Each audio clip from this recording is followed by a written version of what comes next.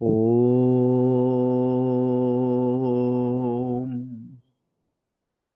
ഗുരുരാതിരനാദിത്യ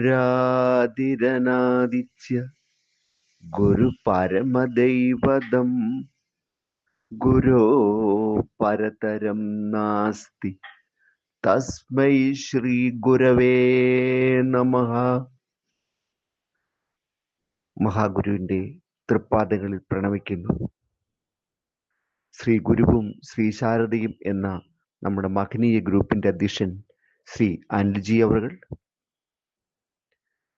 നമ്മുടെ ഗ്രൂപ്പിലെ എൻ്റെ ആത്മസഹോദരങ്ങളെ, നമ്മുടെ ഗ്രൂപ്പിൽ നടന്നു വന്നിട്ടിരിക്കുന്ന ആത്മ ഉപദേശ ശതകത്തിൻ്റെ പാരായണത്തിൽ ഈ ഉള്ളവിന് ഇന്ന് സമർപ്പിക്കാനുള്ളത് 5-ാം മന്ത്രമാണ്.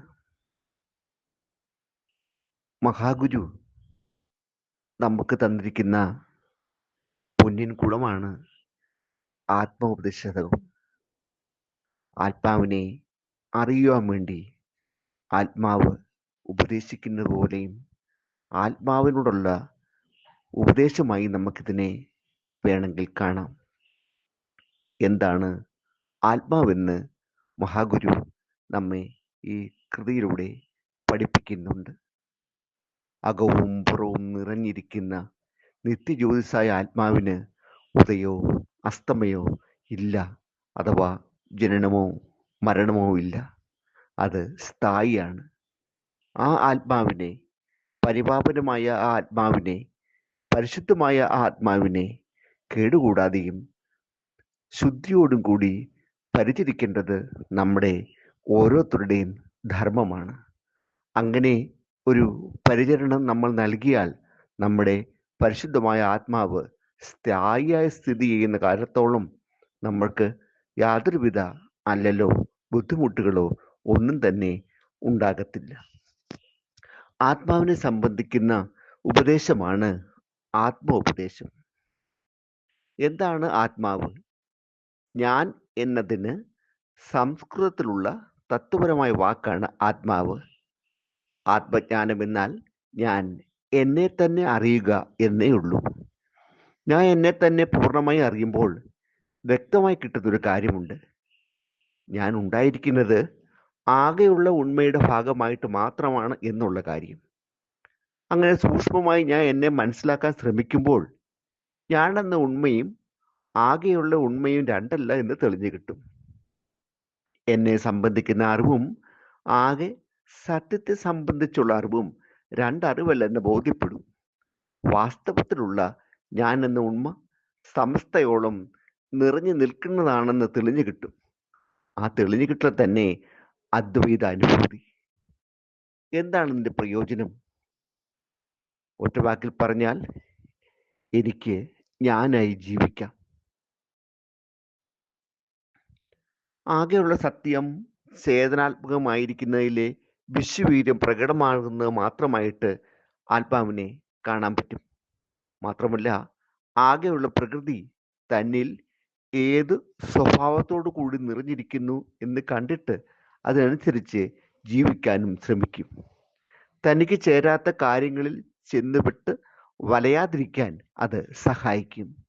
ഇങ്ങനെ ആകെയുള്ള പ്രകൃതിയുടെ ഭാഗമായി തന്നെ കണ്ടുകൊണ്ടും വ്യക്തമായ തന്നിൽ ആ പ്രകൃതി ഏത് സ്വഭാവത്തോടു കൂടി ഇരിക്കുന്നു എന്ന് അറിഞ്ഞനുസരിച്ച് ജീവിച്ചും ജീവിതത്തെ ശാന്തിയും സമാധാനവും സ്വാതന്ത്ര്യവും നിറഞ്ഞതാക്കി തീർക്കുന്നത് മാത്രമാണ് ഇതിലെ പ്രയോജനം.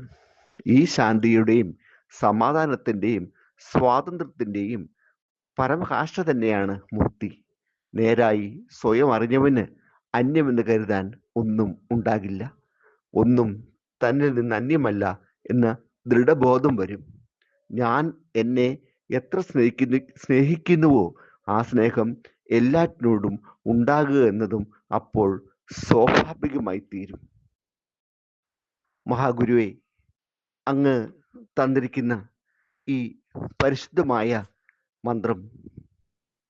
മന്ത്രങ്ങൾ ഞങ്ങളുടെ ഹൃദയത്തിൽ പതിഞ്ഞ് ആത്മാവിന് മനസമാധാനവും ശാന്തിയും നമുക്ക് കിട്ടത്തക്ക രീതിയിൽ ആ ആത്മാവിനെ പുണ്യമാക്കാൻ ഞങ്ങളെ അനുഗ്രഹിക്കുന്നേ.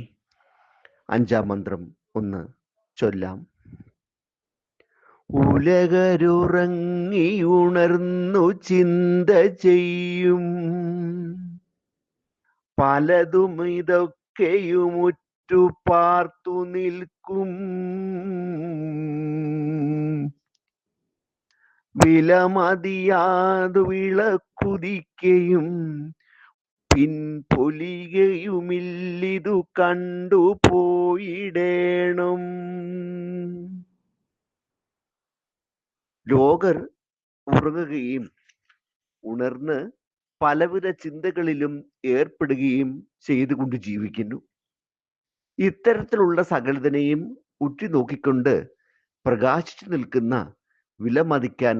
ആവാത്ത വിളക്കാകട്ടെ ഉദിക്കുകയും പിന്നെ അസ്തമിക്കുകയും ചെയ്യുന്നില്ല. ഈ വിളക്കിനെ ലക്ഷ്യമാക്കിക്കൊണ്ട് വേണം ജീവിതത്തെ മുന്നോട്ട് നയിക്കേണ്ടത്.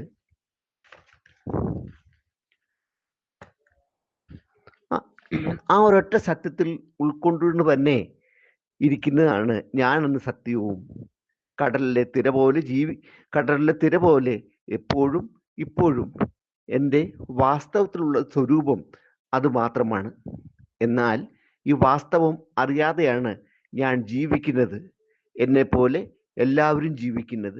ഈ സത്യം അറിഞ്ഞുകൊണ്ട് ജീവിച്ചിരുന്നെങ്കിൽ എൻ്റെ ജീവിതത്തെ ഏകമായ ആത്മസത്യത്തിലുള്ള ഒരു തിരയിളക്കം മാത്രമായി കണ്ട് ഞാൻ സമാധാനം കണ്ടെത്തുമായിരുന്നു.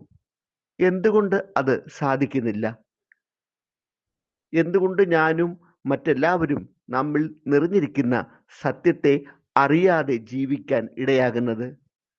നമ്മളെല്ലാം ജീവിതത്തെ കാണുന്നത് എപ്പോഴും മാറിക്കൊണ്ടിരിക്കുന്നതായിട്ടാണ്. ഓരോരുത്തരുടെയും ജീവിതം വേറെ വേറെ എടുത്താൽ അത് സദാ മാറിക്കൊണ്ടിരിക്കുന്നു.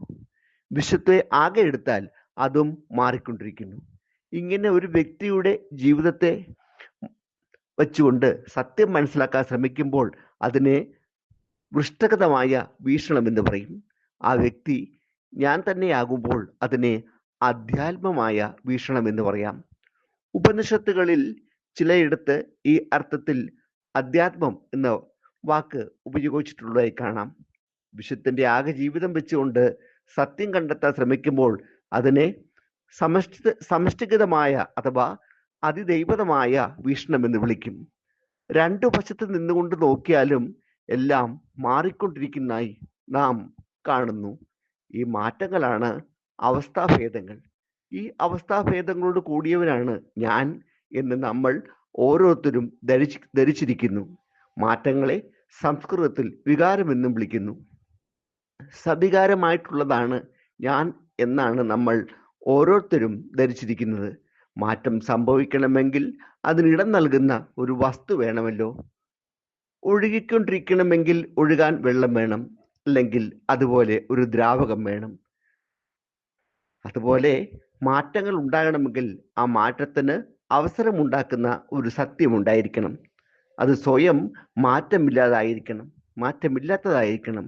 അതായത് നിർവികാരമായിരിക്കണം. വെള്ളത്തിന് അറിവുണ്ടെങ്കിൽ തന്നിൽ നടക്കുന്ന ഒഴുക്കിനെ കണ്ടും അനുഭവിച്ചും ഒരു സാക്ഷിയായി അത് ഇരിക്കുന്നുണ്ടാവും. അതുപോലെ ഈ വിശ്വത്തിൽ നടക്കുന്ന എല്ലാ മാറ്റങ്ങളെയും സദാ കണ്ടുകൊണ്ടിരിക്കുന്ന സാക്ഷിയാണ് ആ നിർവികാര രൂപം. അതാണ് ആത്മസത്യം.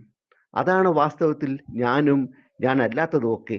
പക്ഷേ എൻ്റെ ശ്രദ്ധ ഞാൻ തന്നെ ആയിരിക്കുന്ന ആത്മസത്യത്തെ എന്നിൽ കണ്ടെത്തുന്നതിലല്ലോ ഞാൻ എന്നെ നിർവികാരനായി കാണുന്നു. അതോടൊപ്പം സവികാരമായ മറ്റുള്ളവയിൽ നിന്നാണ് എനിക്ക് സുഖം ലഭിക്കാൻ പോകുന്നതെന്നും ഞാൻ കരുതുന്നു.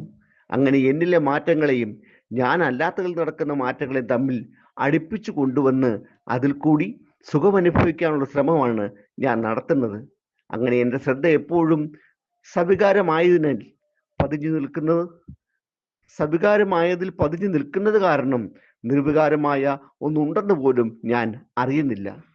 പിന്നെയല്ലേ അതിനെ അറിയാനുള്ള ആഗ്രഹം ഉദിക്കുക. സവികാരമായ എന്നെയും സവികാരമായ ഞാനല്ലാത്തതിനെയും ഇഷ്ടാനുസരണം അടുപ്പിച്ചു കൊണ്ടുവരുന്നതിനായി പലതരത്തിലുള്ള വിദ്യകളും ഞാൻ പ്രയോഗിക്കാറുണ്ട്. വാസ്തവത്തിൽ ആ വിദ്യകൾ മൂർത്തരൂപം പ്രാപിച്ചാണ് ആധുനിക ലോകത്തിലെ സുഖഭോഗ സാമഗ്രികളെല്ലാം. പ്രകൃതിദത്തമായി നമുക്ക് ലഭിച്ചിരിക്കുന്ന ചിന്താശക്തിയെ ആ വിദ്യകൾ കണ്ടെത്തുന്നതിന് വേണ്ടിയാണ് നാം ഉപയോഗിച്ചു കൊണ്ടിരിക്കുന്നത്. അവിടെ പലതും ചിന്തിക്കാനുണ്ടാകും. ഒന്നും സ്ഥിരതയുള്ളതല്ലല്ലോ, അന്തമില്ലാത്തതാണ് ആ ലോകം. അതേസമയം എന്നിൽ സത്യത്തെ കണ്ടെത്തി ആത്മാനന്ദം അനുഭവിക്കാൻ ആ ചിന്താശക്തിയെ നാം ഉപയോഗിക്കാറില്ല. അവിടെ ചിന്തിക്കാൻ പലതില്ല, ഒന്നേ ഉള്ളൂ. നമ്മുടെ ഓരോരുത്തരുടെയും ജീവിതത്തിൽ നടക്കുന്ന മാറ്റങ്ങളുടെ സ്വഭാവം. സൂര്യൻ ഉദിക്കുമ്പോൾ നമ്മൾ ഉണരുന്നു, പിന്നെ ജാഗ്രതയോടുകൂടി ഓരോന്ന് ചിന്തിക്കുകയും പ്രവർത്തിക്കുകയും ചെയ്യുന്നു. സൂര്യൻ അസ്തമിക്കുമ്പോൾ നമ്മുടെ ബോധവും ശരീരവും ക്ഷീണിക്കുന്നു, പിന്നെ ഉറക്കത്തിൽ അമരുകയായി. ഇങ്ങനെ ഉണരുക, ഉറങ്ങുക എന്നീ രണ്ടവസ്ഥകൾക്കിടയിലാണ് നമ്മുടെ ഓരോരുത്തരുടെയും ജീവിതത്തിലെ എല്ലാ കാര്യങ്ങളും നടക്കുന്നത്. ഈ രണ്ടവസ്ഥകളെ ജാഗ്രത എന്നും സുഷുപ്തി എന്നുമാണ് വിളിച്ചു പോരുന്നത്. ഇത് നമ്മൾ പഠിക്കുന്നത് ഉണർന്നിരിക്കുമ്പോഴാണല്ലോ. ഇത് നമ്മുടെ പൂർണ്ണമായ ഉണർവാണോ? പുതിയൊരു അറിവുണ്ടാകുമ്പോൾ നമുക്ക് പുതിയ ഒരു ഉണർവ് ഉണ്ടാകാറുണ്ടല്ലോ. ആ ഉണർവ് അനുഭവപ്പെടുമ്പോൾ മാത്രമാണ് അറിയുന്നത് അതുവരെ അക്കാര്യത്തിൽ നാം ഇരുട്ടിലായിരുന്നുവെന്ന്. അതുപോലെ ഇപ്പോൾ നമ്മൾ ഇരിക്കുന്നത് പൂർണ്ണമായ ഉണർവിലാണോ?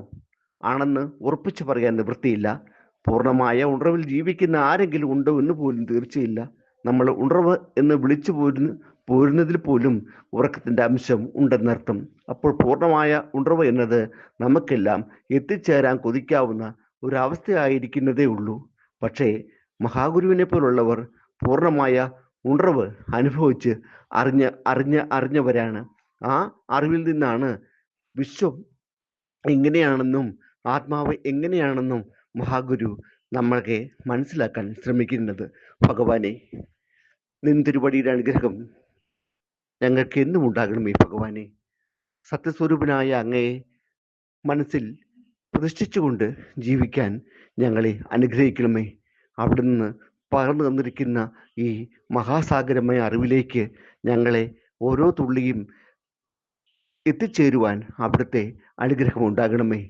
എന്നെ ശ്രവിച്ച എൻ്റെ ആത്മസഹോദരങ്ങളെ, നിങ്ങൾക്ക് എല്ലാവർക്കും നല്ലത് മാത്രം വരട്ടെ എന്ന് പ്രണമിച്ചുകൊണ്ട് മഹാഗുരുവിൻ്റെ തൃപ്പാദങ്ങളിൽ എന്നും പ്രണമിച്ചുകൊണ്ട് ഈ ജീവിതാവസാനം ഭഗവാനിൽ ലയിച്ചു തരണമേ എന്ന് പ്രാർത്ഥിച്ചുകൊണ്ട് നിർത്തട്ടെ. നിങ്ങളുടെ സ്വന്തം ആത്മസഹോദരൻ പ്രസാദ്.